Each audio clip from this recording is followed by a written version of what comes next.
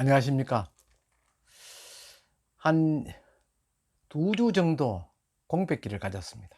그간 저는 에,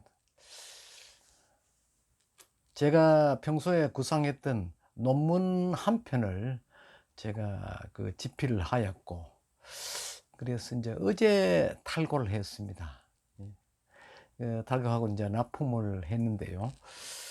그 제목은 여러분들이 관심을 가지고 있는 17세기 중반에, 그러니까 서기 651년부터 661년 사이, 그러니까 10년간에 걸친 기간 동안에 벌어졌던 역사적 사건, 물론 배경은 신라가 되겠습니다. 그 기간 동안에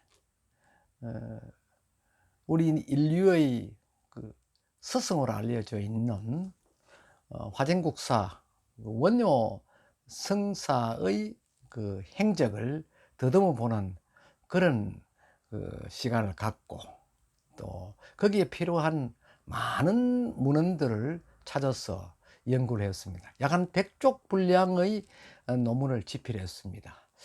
그런데 이제 중요한 것은 뭐 송고성제이라든지 종경록, 또 임간록, 그 밖에 국내에서 집필한 삼국유사, 원효, 불기조 등등을 고전을 토대로 해서 이렇게 당시 어떠한 표현들을 그 고전에 남겼던가 하는 것을 중점적으로 고찰을 해 보았습니다. 그러던 중에 정말 이 원효라는 고성에 대한 지금까지의 편견이 그 고전을 해석하는 과정에서 하나하나 벗겨낼 수 있었다는 것입니다. 흔히들 651년에 의상과 같이 당나라에 구북기를 나섰다. 그런데 여의치 않아서 항구할 수밖에 없었다.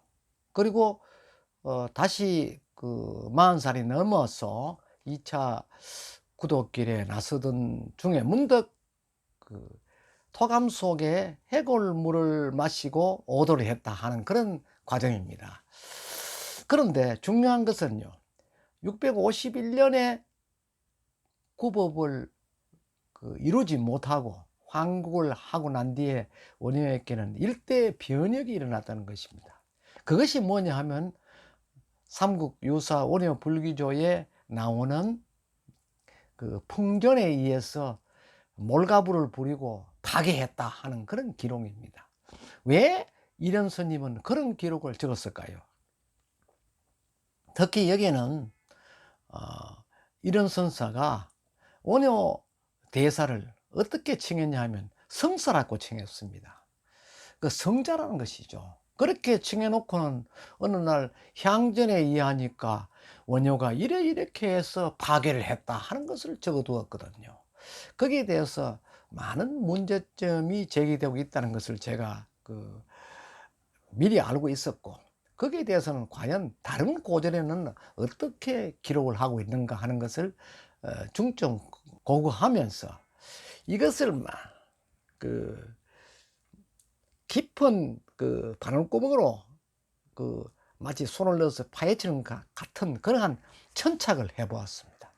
그러던 중에 문득 찾아낸 것은 무엇이냐 하면, 거기에서 중요한 것은 파괴를 하게 된 그 배경 자체가 신라의 전국하고 깊은 관계가 있었다는 것이죠.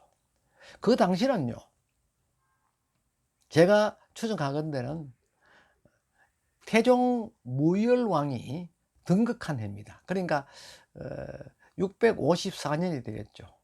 그래서 태종 무열왕이 뭐 어떤 저떠한 연유로 원효가 저작거리에서 몰가부 노래를 부리고 술에 취한 듯 비틀거리면서 문청교를 건넜다.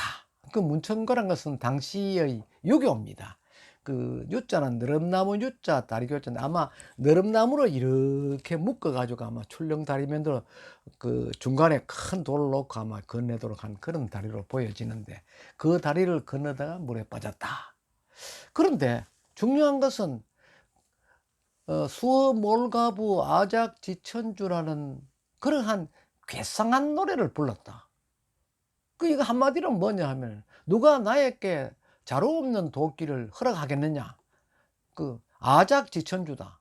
내가 하늘을 바칠 기둥을 깎겠다는 그런 의미를 가지고 있거든요. 그렇다면요. 자로 없는 도끼는 곧 주인 없는 여인을 얘기합니다. 그러니까 곧 과부가 되는 것이죠.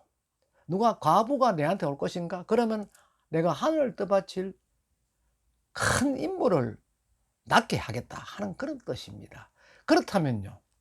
그 당시에는 백제와 신라와의 혈전이 진행되었던 시기고 많은 신라의 청장년들이 죽음을 피할 수 없었다는 것이죠. 그러한 점에 선임하러가 나서가 누가 과부 없느냐, 내가 하늘 바친 큰 인물을 만들겠다 하는 이야기는 도저히 시대적 상황과 배경을 봐서는 용납할 수 없는 그런 이야기입니다.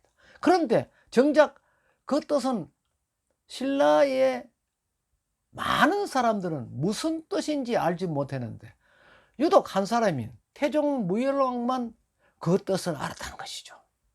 아, 이제야 원효대사가 귀부인을 얻어가지고 현자를 낳고자 하는구나. 그러면서도요, 현자가 많이 있다면 신라에는 큰 도움이 된다 하면서 궁리에게 명령을 해서 원효대사를 문천교에 가서 영접을 하고 요속궁으로 안내를 하라 이렇게 명령을 했다는 것입니다. 그렇다면 여기에 말 못할 뉘앙스가 있지 않나 하는 것이죠. 제가 그 부분에 대해서 중점적으로 고찰을 했습니다. 그런데 처음에는 이런 선사의 그 기록, 왜 구태여 향전에 고전에 없는 것을 향전을 덜추어 가지고 향전에 수록된 기록을 가지고 그렇게 원효 성사에 대한 평생에 굴레된 부분을 꼭 덜추어야 했던가 하는 그런 원망스러운 생각도 하면서 연구를 했습니다. 그러나 그 속에는 정말 우리가 얼핏 보아서는 이해하지 못할 특별한 사연이 있었다는 것입니다. 그 사연은 곧 원효와 태종 무일왕의 관계입니다. 그래서 저는 오늘 제가 집필한 그 논문을 한 100여 종 논문을 여러분들에게 보여드리면서 여러분들이 이해할 수 있는 그런 시간을 갖도록 하겠습니다. 자, 그러면 제가 책장을 넘기면서 그 한 장 한 장 그 보여드리겠습니다. 자세히 읽을 수는 없지만 전체적인 분위기는 아마 파악할 수 있지 않나 생각하죠. 그러니까 그 같이 읽어 보시면서 원효 대사의 평생 그 가슴 속에 담았던 굴레가 무엇이고 또 그가 만년에 와서 신라의 백고자회에 초청이 되었습니다. 그때는 신문왕의 황후가 머리에 뇌종양이 있어서 그 아무도 치료할 수 없는 것을 동해 바다에서 금강산매경을 받아서 이를 해석하는데 원효가 꼭 있어야 했다는 것이죠. 그 당시에 소승불교론자들 전부 반대했는데 왕의 특명으로 원효가 그것을 해석하도록 하라 이렇게 해서 백고자회에 법문을 하라 이렇게 명령을 했던 것입니다.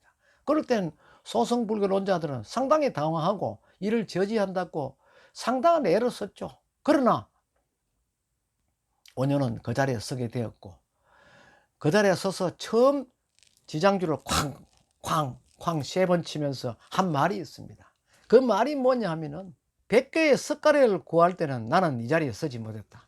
그러나 오늘 한 개의 이 덜보를 구하는 데는 내가 이 자리에 서게 되었노라 하면서 다시 한 번 더 쾅쾅쾅 이렇게 지장주를 쳤다는 것입니다.